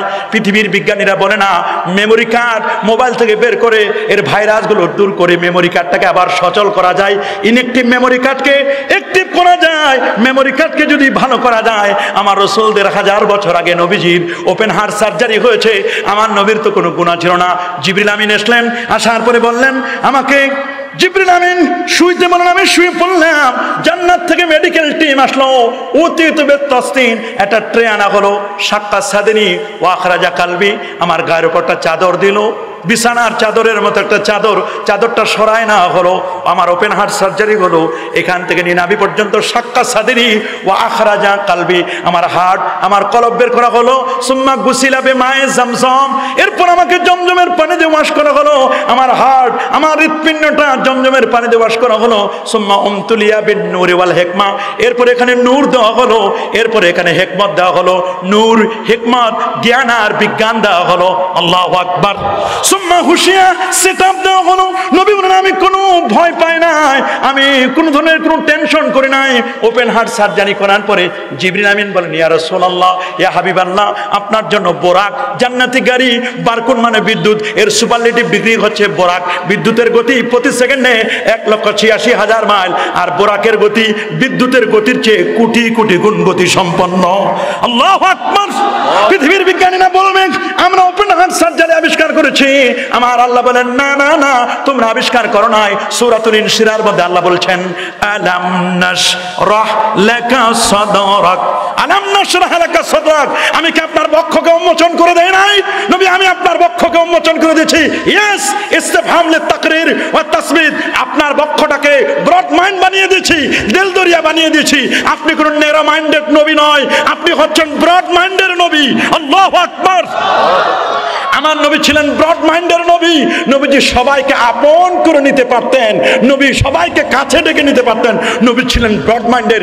আমার নবীর ওপেন হার্ট সার্জারি হলো, পৃথিবীর বিজ্ঞানীদেরকে জানাই দিল, তোমরা তো ওপেন হার্ট সার্জারি পরে তোমাদেরকে এনআইসিইউতে নেওয়া হয়, তোমাদেরকে সিসিইউতে নেওয়া হয়, তোমাদেরকে আইসিইউতে নেওয়া হয়। আর আমি রাসূল এমন, আমার ওপেন হার্ট সার্জারি করেছে আল্লাহর পক্ষ থেকে জান্নাতি মেডিকেল টিম। আল্লাহু আকবার বলেন। আমার ওপেন হার্ট সার্জারি করেছে জান্নাতি মেডিকেল টিম। জান্নাতি মেডিকেল টিম আমার ওপেন হার্ট সার্জারি করার পরে আমাকে আইসিইউতে রাখার লাগে নাই, সিসিইউতে নয়, এনআইসিইউতে নয়। আমার ওপেন হার্ট সার্জারির পরে আমি বোরাকে আরোহণ করে, আমি রাসূল বোরাকে করে ইয়াসরিব থেকে বেথলেহেম থেকে বাইতুল মুকাদ্দাস সমস্ত নবীদের ইমামতি করে আমার নবী চন্দ্র, সূর্য, গ্রহ, নক্ষত্র, Neptune, Pluto, galaxy, milky, nova, supernova, Proxima Centauri, Andromeda galaxy cross করে আমার নবী প্রথম আকাশ আদম নবী, দ্বিতীয় আসমানে ঈসা এবং ইয়াহইয়া, তৃতীয় আসমানে ইউসুফ আলাইহিস সালাম, চতুর্থ আসমানে ইদ্রিস আলাইহিস সালাম, পঞ্চমে হারুন আলাইহিস সালাম, ষষ্ঠে মুসা কালিমুল্লাহ, সপ্তমে ইব্রাহিম খলিলুল্লাহ। ষষ্ঠ আসমানে যখন মুসা কালিমুল্লাহর কাছে গেলেন, মুসা নবী বলেন, ভাই একটু স্টপেজ দেন। কোথায় যাবেন? বলে আল্লাহর আরশে। আরো জোরে আল্লাহু আকবার বলেন। বলে আপনি আল্লাহর আরশে যাবেন, কারণ কি? বলে আল্লাহরে দেখতে যাব। বলে আপনি আল্লাহরে দেখতে যাবেন, আমি তো দরখাস্ত করে রাখছি আরো কত বছর আগে আপনি আল্লাহরে দেখতে যাবেন। আমি তো বলছিলাম আল্লাহ রাব্বি আরিনি, আল্লাহ আমারে দেখা দেন, আপনার সাথে একটু ভিডিও কল হবে। আল্লাহ আমাকে বলে দিয়েছেন লান তারানি, তোমার সাথে কোনো ভিডিও না, তোমার সাথে শুধু অডিও। হ্যাঁ, মুসা নবীর সাথে শুধু কি বলে না, মুসা নবীর সাথে কি শুধু অডিও কল। মুসা নবীর সাথে শুধু কথা হবে, দেখা নয়। বলে আপনি আল্লাহকে দেখতে যাবেন? বলে হ্যাঁ, আমি আল্লাহকে দেখতে যাব। আল্লাহ তাআলা তিনি আমার জন্য রুইয়া, রাসূল বলে দিয়েছেন ওয়াখতারানি আল্লাহু তাবারাকা ওয়া তাআলা রুইয়া ওয়াল কালামা। আল্লাহ আমার জন্য অডিও প্লাস ভিডিও দুইটা আল্লাহ তাআলা আমার জন্য মঞ্জুর করেছেন। বলে আমি তো আল্লাহকে দেখতে পারি নাই। আপনি যখন যাবেন পাশ দিয়ে, আপনি তো আল্লাহকে দেখে আসবেন, যাওয়ার সময় পাশ দিয়ে যান। আমি আল্লাহকে দেখতে পারি না, আপনি আল্লাহকে দেখবেন, আমি একটু আপনাকে দেখব। আল্লাহু আকবার বলেন। ষষ্ঠ আকাশের পরে আমার নবী সপ্তম আকাশ, হযরত ইব্রাহিম খলিলুল্লাহর পরে সিদরাতুল মুনতাহা, ৭০,০০০ নূরের পর্দা পাড়ি দিয়ে আল্লাহর নবী আল্লাহ পাকের আরশে আজিমে গিয়ে আমার আল্লাহ বলেন, দোস্ত আপনি এমন একটা জায়গা আসেন, এই জায়গা আগে কেউ আসে নাই, পরে কেউ আসবে না, এ পর্যন্ত এনে আমি আল্লাহ আপনার শান, আপনার মান, আপনার ইজ্জত, আপনার তাজিম, আপনার তাওকির, আপনার পোস্ট পজিশন, আপনার র্যাঙ্কিং, আপনার মর্যাদা আমি আল্লাহ বাড়াই দিয়েছি। ঈসা রুহুল্লাহ উপরে উঠেছেন, নামেন নাই, আর আদম নবী নেমেছেন, উপরে উঠেন নাই। আমি আল্লাহ আপনাকে উপরে উঠাইছি এমন একটা জায়গায়, এই জায়গায় আগে কেউ আসে নাই। আপনি আউয়াল, আপনি আখের, আপনি ফার্স্ট, আপনি লাস্ট, পরে কেউ আসতে পারবে না। ওই রাতের মধ্যে আল্লাহর নবী আবার ফিরে আসলেন দুনিয়ায়। নবী গেছেন এবং ফিরে আসছেন। এটাই নবীর শ্রেষ্ঠত্ব, এটাই নবীর সুন্নাহ, এটাই নবীর আদর্শ। আজকের বিজ্ঞানীরা সেটা মেনে নিতে বাধ্য হয়েছে। আল্লাহু আকবার বলেন। আদম নবী নেমেছেন, উঠেন নাই। ঈসা রুহুল্লাহ উঠেছেন, নামেন নাই। আর আমার নবী উঠেছেন এবং নেমেছেন, দেখাই দিয়েছেন আসমানে উঠাও যায়, নামাও যায়। আল্লাহু আকবার বলেন। কেমন নবী? সেই নবীর সুন্নত গুলো কেমন? যে নবীর জবান থেকে ইজা তাকাল্লামা রুইয়াকা নূর, নবী যখন কথা বলেন যেন নূর চমকায়। নবীজির জবান মোবারক থেকে নূর চমকায়। প্রফেসর ডি লামার্টিন, খুব খেয়াল করে শুনবেন, প্রফেসর ডি লামার্টিন তিনি খুব চমৎকার করে বলে দিয়েছেন, পৃথিবীর মানুষ 7টা সমুদ্রের মধ্যে সবচেয়ে গভীরতম সমুদ্রটার নাম হলো প্রশান্ত মহাসাগর। বলেন কি নাম? প্রশান্ত মহাসাগরের তলায় 11 কিলোমিটার ডিপনেস, গভীরতম যে জায়গাটা, সেই জায়গাটার নাম হলো মারিয়ানা ট্রাঞ্চ। বলেন কি নাম? এই মারিয়ানা ট্রাঞ্চ হিমালয়ের মতো বড় বড় পাহাড়গুলো ছেড়ে দিলে ওইখানে ডুবে যাবে। আরো উপরে 3 কিলোমিটার উপরে পানি প্রবাহিত থাকবে। সেই মারিয়ানা ট্রাঞ্চ 11.5 কিলোমিটার নিচে, ওর মধ্যে যে বালু কণাগুলো আছে, ছোট্ট ছোট্ট বালুগুলো, প্রফেসর ডি লামার্টিন তিনি বলেছেন যে ওই সমুদ্রের তলায় যে বালু কণাগুলো আছে, মানুষের সায়েন্স অ্যান্ড টেকনোলজি, মানুষের সায়েন্স অ্যান্ড টেকনোলজি এত আপগ্রেড হবে, মানুষের ক্যাপাবিলিটি যোগ্যতা এত হাই হবে, মানুষের পরিসংখ্যান স্ট্যাটিস্টিক এত উন্নত হবে যে মানুষ এক সময় মারিয়ানা ট্রাঞ্জের তলায় যে ছোট্ট ছোট্ট বালুকণাগুলো আছে এটাকে পরিমাপ করতে পারবে কতগুলো বালুকণা আছে। বাট আল্লাহর হাবিবের ক্যারেক্টারিস্টিক, আল্লাহর নবীর চারিত্রিক মাধুর্যতা, আল্লাহ নবীর সুন্নতে মুআত্তারা, সুন্নতে মুতাহহারা, পবিত্রতম এবং সুগন্ধিময় সুন্নতগুলোর মর্যাদা এত বেশি, এটাকে পরিমাপ করার মতো কোনো যন্ত্র আজও পর্যন্ত নাই, কিয়ামত পর্যন্ত কেউ আবিষ্কার করতে পারবে না। আল্লাহু আকবার বলেন। তিনি বলেন আমি কি গবেষণা করব? আমি গবেষণা করেছি তার হাসি মোবারক নিয়ে, আমি গবেষণা করেছি তার বাথরুমে ঢোকা নিয়ে, আমি গবেষণা করেছি তার মসজিদে প্রবেশ নিয়ে, আমি বাথরুম নিয়ে গবেষণা করেছি। তিনি বলেন রাসূলুল্লাহর 63 বছরের জিন্দেগি একটি সেকেন্ডও অনুকরণীয় নয়, এটা কল্পনা করা যাবে না। তিনি বাথরুমে গেছেন, এটা উম্মতের জন্য অনুকরণীয়।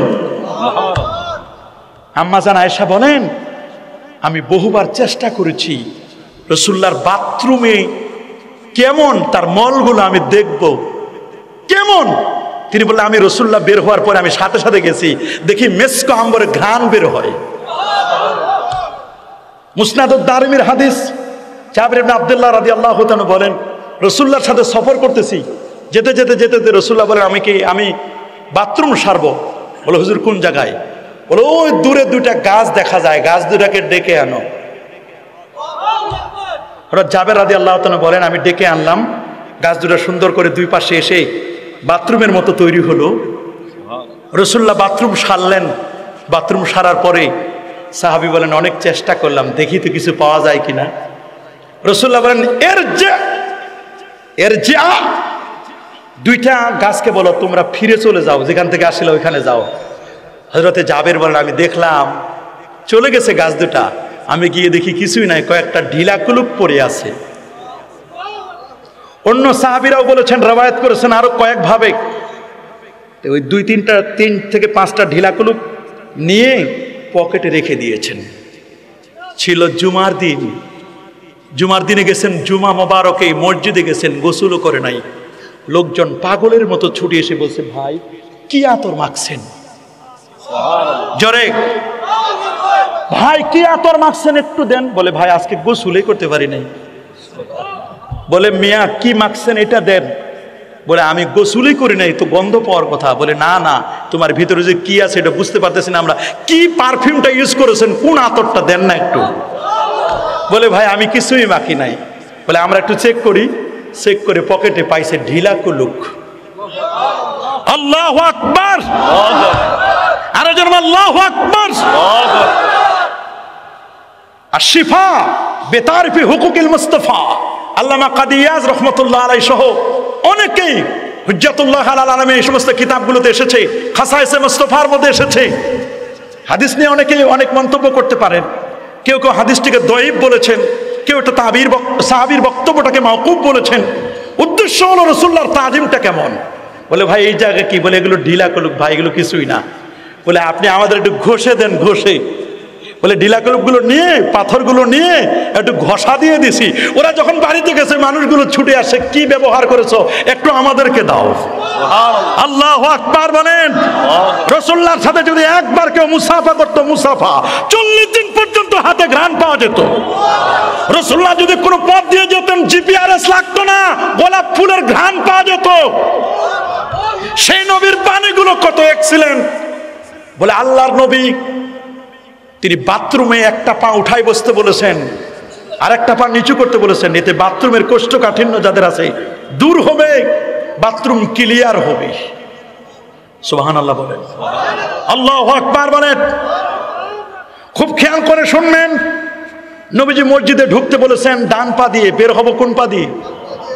আবার আপনি যখন বাথরুমে ঢুকবেন তখন আপনি বাম পা দিয়ে আগে, ডান পা। প্রফেসর ডি লামার্টিন বলেন আমি গবেষণা করলাম, ডান পা আর বাম পা মসজিদে একরকম আর বাথরুমে আরেক রকম। কারণটা কি? তিনি বলেন আমি গবেষণা করে দেখলাম ডান পা ওঠানো অবস্থায় যদি কারো মৃত্যু হয়, ডান পা ওঠানো অবস্থায় যদি কারো মৃত্যু হয়, ডেড বডি লাশটা সামনের দিকে পড়বে। বাম পা ওঠার অবস্থায় যদি কারো মৃত্যু হয় লাশ পড়বে পিছনে। তিনি বলে আমি গবেষণা করে দেখলাম একজন মুসল্লি নামাজি ব্যক্তি রাসূলুল্লাহর উম্মত যখন মসজিদে ঢুকবে প্রথমে কোন পা দিবে বলেন? কোন পা? ডান পা। আমার নবী সব সময় ডান দিক থেকে শুরু করতেন, ডান পা দিবে। খাওয়াইতেনও ডান হাত দিয়ে। সুবহানাল্লাহ বলেন। কোন হাত দিয়ে? আমরা এখন স্টাইল নিয়েছি, ডান হাত ইউজ করি না, হাতে ইউজ করি না, চামচ। কথা বলে না কেন? চামচ চামচ চামচ চামচ ইউজ করি। আহারে মুসলিম উম্মাহ, আজকে কেন আমাদের দুর্গতি? রাসূলুল্লাহ হাত দিয়ে খাওয়ার জন্য বলেছেন, খাবার সময় জুতাগুলো স্যান্ডেলগুলো খুলে রাখতে হয়।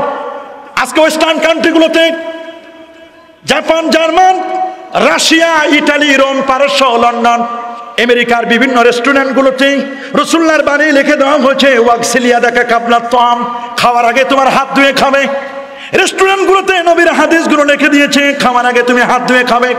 হাতের মধ্যে ময়লা থাকে, জার্ম থাকে, এই জার্মগুলো যদি দূর করতে চাও হাতটা ধুয়ে খেলে তোমার খাবার কোনো ক্ষতি করবে না, বরং খাবারটি তোমার জন্য উপকারে আসবে। আল্লাহু আকবার বলেন। খাওয়ার আগে হাত ধুয়ে খাবে, প্রফেট মুহাম্মদ সাল্লাল্লাহু আলাইহি ওয়াসাল্লাম লিখে দিয়েছে। এই বাণীগুলো আজকে তারা লিখে দিয়েছে, আর আমরা হাত ধুয়ে খেতে চাই না। কথা বলেন না কেন? খাবার সময় আদব দেখাতে হয়। তিনি বলেন ডান পা ওঠানো অবস্থায় যদি কারো মৃত্যু হয়, একজন ব্যক্তি মসজিদে প্রবেশ করলো, ডান পাটা উঠালো, এই সময় মৃত্যু হলে লাশ সামনে পড়বে না পিছনে? কথা বলেন। সামনে আল্লাহর ঘর মসজিদ, মসজিদ থেকে বের হবেন কোন পা দিবেন? বাম পা দিবেন। বাম পা ওঠানো অবস্থায় যদি মৃত্যু হয় আপনার আল্লাহর সামনে না পিছনে? পিছনে। পিছনে আল্লাহর ঘর মসজিদ। আপনি এবার বাথরুমে যান, বাথরুমে ঢুকবেন প্রথমে কোন পা? বাম পাটা দিলেন আপনি, এই অবস্থা আপনার মৃত্যু হলো। মৃত্যু হতে পারে না? ওয়াইজা জা আজালুহুম লা ইস্তাখিরুনা সাআতাও ওয়া লা ইস্তাকদিমুন। মৃত্যু হয়েছে, আপনার লাশ কি সামনে পড়বে না পিছনে? পিছনে তো বাথরুম নাই।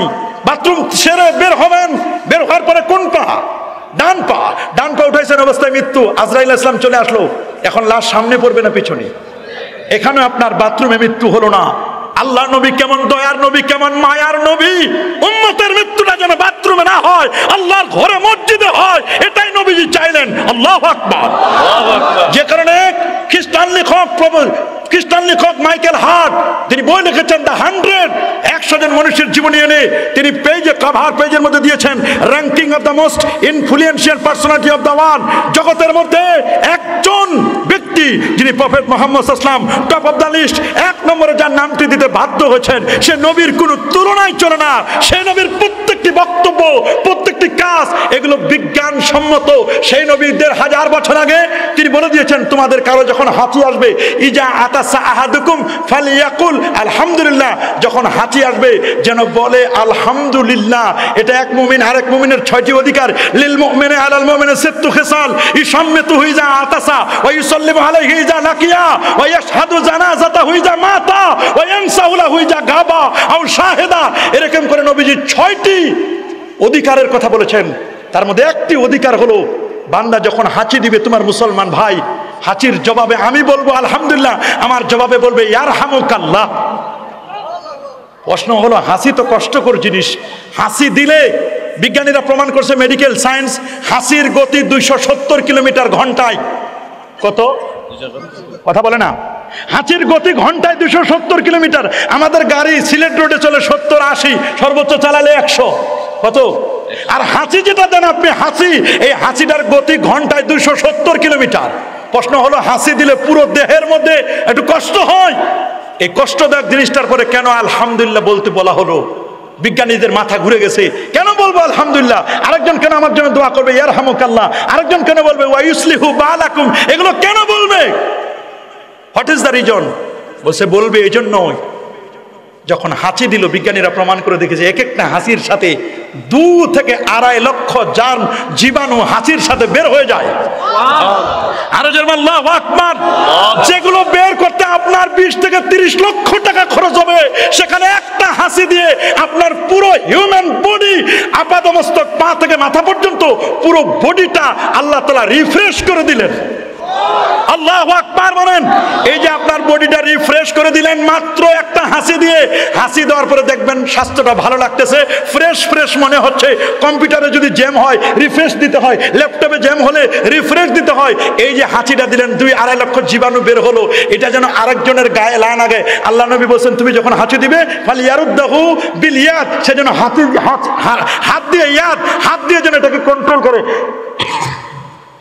দিন আমরা হাসি, হাতটা দিই না, যদি হাতটা দেন তাহলে জীবাণুগুলো হাতের মধ্যে থাকলো, আরেকজনের কোনো ক্ষতি করলো না। ইসলাম বলে দিয়েছে তুমি যেন তোমার দ্বারা যেন কেউ ক্ষতিগ্রস্ত না হয়, তুমিও যেন কারো দ্বারা ক্ষতিগ্রস্ত না হও। লা দারারা ওয়ালা দেরারা ফিল ইসলাম, ইসলামের মধ্যে কোনো ক্ষতির কোনো সুযোগ।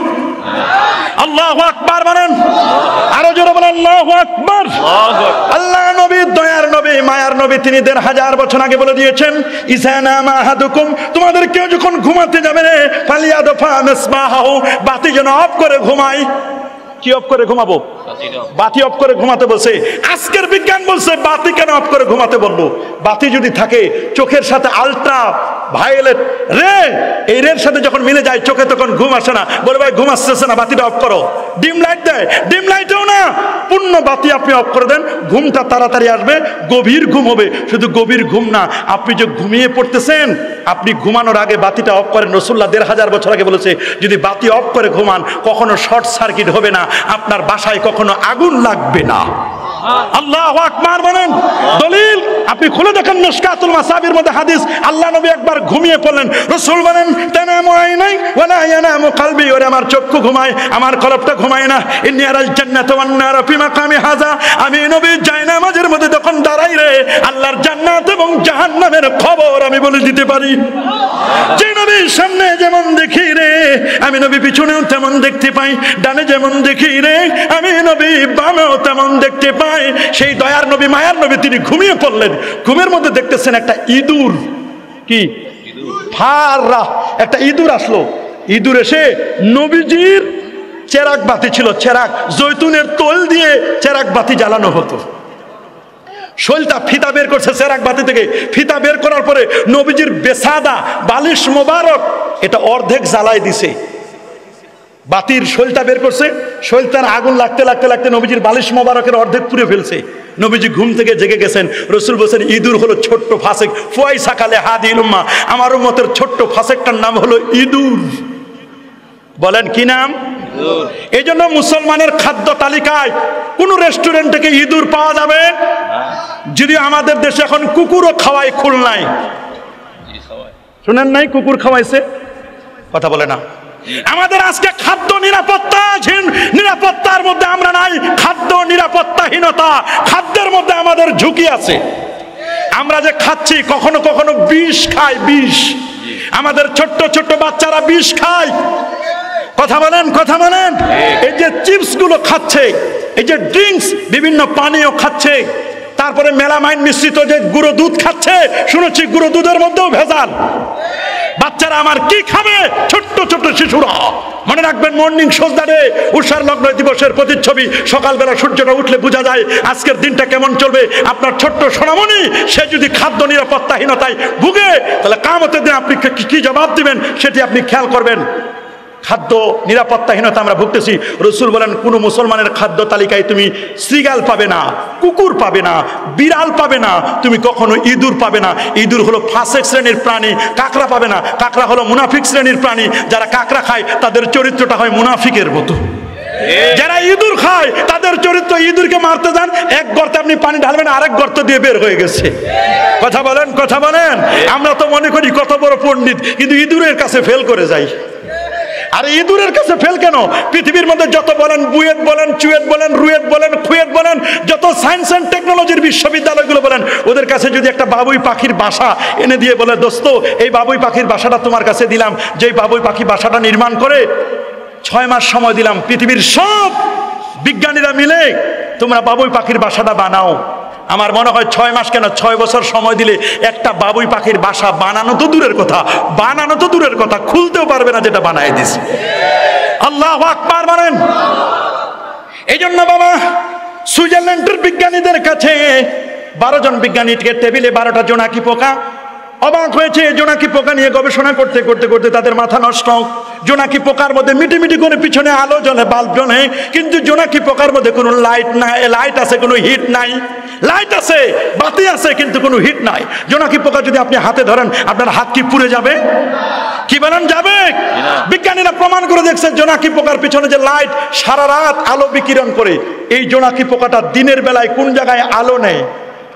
আপনার বাসা বাড়িতে গিয়ে কি চার্জের মধ্যে ঢুকায়? কোথায় আলো নাই? ওইটা আলো নাই। বিজ্ঞানীরা প্রমাণ করে দেখেছে পানির মধ্যে জোনাকি পোকা খেলে, পানির মধ্যে ইলেকট্রন পজিট্রন রে আছে, পানির মধ্য থেকে বিদ্যুৎ উৎপাদন করা যায়। টিপাইমুখ বাঁধ নির্মাণ করে কর্ণফুলী নদীতে বিদ্যুৎ উৎপন্ন করে। এটা পৃথিবীর বিজ্ঞানীরা জানতো না, বিদ্যুৎ বিজ্ঞানীরা জানতো না। এটা জানাই দিয়েছে আল্লাহ তাআলা ছোট্ট একটি জোনাকি পোকার মাধ্যমে।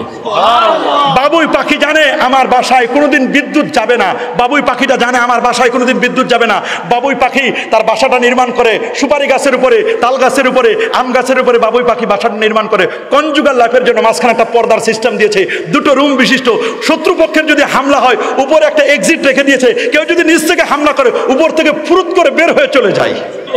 আল্লাহু আকবার বলেন। সেই বাবুই পাখি জানে আমার বাসায় কোনোদিন বিদ্যুৎ যাবে না। সেই বাবুই পাখির বাসায় বিদ্যুৎ যাবে না। আল্লাহ তাআলা বাবুই পাখিকে সায়েন্স অ্যান্ড টেকনোলজি দিয়েছেন। রে বাবুই পাখি, তোমার যদি বিদ্যুতের প্রয়োজন হয়, এমনি তো লোডশেডিংয়ে মাঝে মধ্যে আমরা পড়ি, যদিও আল্লাহ তাআলা অনেক কমাই দিয়েছেন, লোডশেডিং অনেকটা কমে গেছে। আমরা তো একসময় পড়েছি 6 ঘন্টা, 7 ঘন্টা, 8 ঘন্টা, সেটা অনেকটা কমে গেছে। এর মধ্যে যদি আবার বাবুই পাখিরা বাসায় বিদ্যুৎ নিত, ওদের মিটার নাই, তার নাই, বোর্ড নাই, সুইচ নাই, আল্লাহ বলেন তোমার কিচ্ছু লাগবে না। তোমার ওই জায়গায় একটু আঠালো কাদা মাটি আছে না, তুমি একটু কাদা মাটি এনে তোমার বাসায় লাগাই দাও, ওইটাই তোমার বোর্ড, ওইটাই তোমার সুইচ। আর জঙ্গল থেকে মঙ্গল প্রদীপ আনো, 4-5টা জোনাকি পোকা এনে আঠালো কাদার মধ্যে লাগাই দাও, অটোমেটিক তোমার বাসা বাড়িটা আলোকিত হয়ে যাবে। আল্লাহু আকবার, আরে জোরে আল্লাহু আকবার। নিজেদেরকে কত বড় পণ্ডিত মনে করি, জোনাকি পোকার কাছে ফেলুর। শুধু জোনাকি পোকার কাছে, মুরগির কাছেও তো ফেল করবেন আপনি। আমি যদি 100 জন বড় বড় সার্জিক্যাল ডাক্তারকে বলি, ডাক্তাররা 100 জন ডাক্তারের কাছে 100টা ডিম দিলাম, যে মুরগি তা দেয়, বাচ্চা দেয়, যে মুরগি ডিম পাড়ার পরে, এরকম তা দেওয়া মুরগির ডিম 100টা ডিম যদি 100 জন বিজ্ঞানীর হাতে তুলে দিই, নেও বাবা, তুমি তো কত বেবি অপারেশন করে বের করো, সার্জিক্যাল ডাক্তার, তুমি তো কত সিজার করো, তুমি মুরগির ডিমটা সিজার করো। আল্লাহু আকবার বলেন। যদি মুরগির ডিমটা আপনি দেন সিজার করবার জন্য, আমার আল্লাহ কি বলেন, রব্বানা মা খালাকতা হাযা বাতিলা। আল্লাহ পৃথিবীতে কোনো কিছু অনর্থক সৃষ্টি করে নাই, প্রত্যেকটা জিনিস আমার আল্লাহ সবগুলো মানুষের কল্যাণের জন্য সৃষ্টি করেছেন। 100 জন সার্জিক্যাল ডাক্তারের হাতে যদি আপনি দেন, আর 4 মিনিট আছে, টেনশন করুন না, আমি জায়গা মতো ছেড়ে দিব। 100 জন বিজ্ঞানীর কাছে দেন আপনি, সার্জিক্যাল ডাক্তার, ডিম দেন, বলে নেও বাবা অপারেশন করো। এমন জায়গায় ছিদ্র করবে যেখানে মুরগির বাচ্চাটার চোখ আছে, নাক আছে, মুখ আছে। ও বলবে আমি পারবো না, এটা ল্যাবরেটরিতে নাও, পরীক্ষা করা নিয়ে আসো, লাল কালিতে দাগায় নিয়ে আসো, তারপর আমি ওখানে অপারেশন করবো। তো তুমি যদি ল্যাবরেটরিতে যাও, 10 বছর, 8 বছর, 6 বছর ইন্টার পাস করার পরে মেডিকেল কলেজে ভর্তি হইলা, কত কষ্ট করলা, এত লেখাপড়া করে এবার ইন্টার্নি করো, কিন্তু তুমি কি একটু খেয়াল করেছো মুরগি কোন মেডিকেল কলেজে পড়েছে? মুরগি তো কোনো মেডিকেল কলেজে পড়ে নাই, তার তো কোনো চাকুও নাই, অপারেশন থিয়েটারে কোনো যন্ত্রপাতিও নাই, বিদ্যুৎও নাই। মুরগিকে আল্লাহ তাআলা একটা ঠোঁট দিয়েছেন, ঠোঁট দিয়ে সে মুরগির ডিমটা অপারেশন করে তার বাচ্চাটা বের করে দেয়। আল্লাহু আকবার বলেন, আরো জোরে বলেন আল্লাহু আকবার।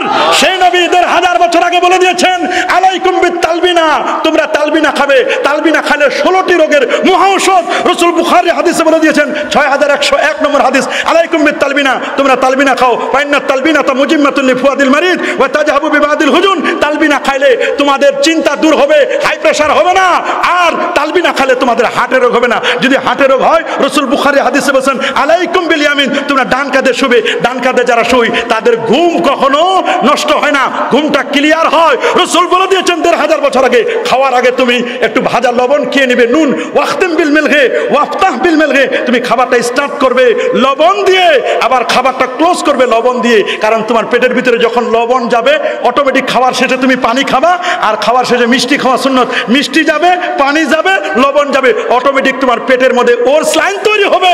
তোমার আর নতুন করে স্লাইন খাওয়ার প্রয়োজন হবে না, অটোমেটিক তোমার আর ডিসেন্ট্রি, ডায়রিয়া, কোনো রোগ হবে না। আমার রাসূল 1500 বছর আগে হযরত আলীকে এই বক্তব্য দিয়ে দিয়েছেন, খাওয়ার শুরুতে নুন খেয়ে নেওয়া, শেষে নুন খাওয়া, জিহ্বায় দেওয়া, এটা আল্লাহ নবীর সুন্নাত, এটা সাহাবায়ে কেরামের সুন্নাত, এটা নবীজি ফতোয়া আলমগীরের মধ্যে লিখে দেওয়া আছে। শুরু করবেন লবণ দিয়ে, নুন দিয়ে। আল্লাহু আকবার বলেন, আরো জোরে আল্লাহু আকবার। নবী চোখের রোগের ওষুধ দিয়েছেন, পেট খারাপ রোগের রোগের ওষুধ দিয়েছেন, নবীজি দাঁতের রোগের ওষুধ দিয়েছেন। নবীজি ছিলেন পৃথিবীর সবচেয়ে বড় ডেন্টালিস্ট। রাসূল বলেন আলাইকুম বিসওয়াক, তোমরা মেসওয়াক করবে। লাউলা আশুক্কা আলা উম্মতি লা আমারতুম বিসওয়াক, আমার উম্মত যদি কষ্ট না করতো প্রত্যেক ওয়াক্ত নামাজের পূর্বে মেসওয়াক করা আমার উম্মতের জন্য আমি অব্লিগেটরি করে দিতাম। আপনারা 5 ওয়াক্ত নামাজের মধ্যে মেসওয়াক করবেন, ওযু করার সময় মেসওয়াক করবেন। করবেন তো ইনশাআল্লাহ? ইনশাআল্লাহ। কি বলেন, করবেন তো ইনশাআল্লাহ? এই জন্য নবীজির প্রত্যেকটি সুন্নাহ এত সুন্দর। আপনি মনে করেন চা খান, এই যে চা খান, চা খাওয়ার আগে আমরা এত ফু দিয়ে চা অর্ধেক ফেলে দিই, কিন্তু রাসূল বলেন তোমরা এই যা শারিবা আহাদুকুম, তোমাদের কেউ যখন চা পান করবে সেজন্য চায়ের মধ্যে ফু না দেয়। বিজ্ঞানীরা অবাক হয়ে বলছে চায়ের মধ্যে কেন ফু দিব না?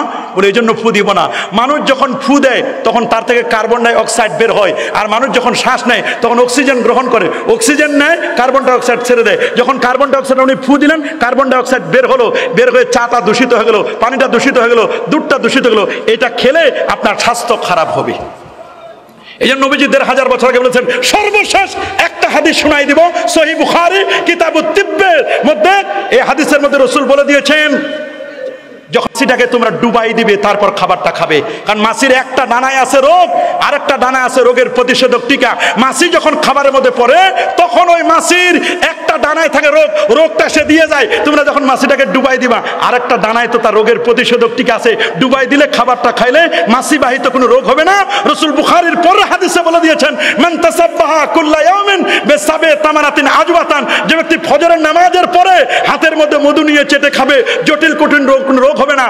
আর 7টা আজওয়া খেজুর যদি কেউ ফজরের পরে খায়, 7টা আজওয়া খেজুর, তাহলে কোনো ধরনের লাম ইয়াদুরহু, তার কোনো ক্ষতি করতে পারবে না। কোনো সেহের, জাদু টোনা এবং বিষ খাইলেও ওই রাতে বা ওই দিনে তার কোনো ক্ষতি করতে পারবে না, যদি 7টা আজওয়া খেজুর আপনি খেতে পারেন। নবীর সুন্নাহগুলো মেনে আল্লাহ আমাদের সবাইকে চলার তৌফিক দান করুন। সকলে ভালো থাকুন, সুস্থ থাকুন। ওয়া আখিরু দাওয়ানা আনিল হামদুলিল্লাহি রাব্বিল আলামিন। রব্বানা তাকাব্বাল মিন্না ইন্নাকা আনতাস সামিউল আলিম। রব্বিরহামহুমা কামা রাব্বায়ানি সগীরা। তাকাব্বাল দুআনা ওয়া মুনাজাতানা বিহুরমাতি লা ইলাহা ইল্লাল্লাহু মুহাম্মাদুর রাসূলুল্লাহ।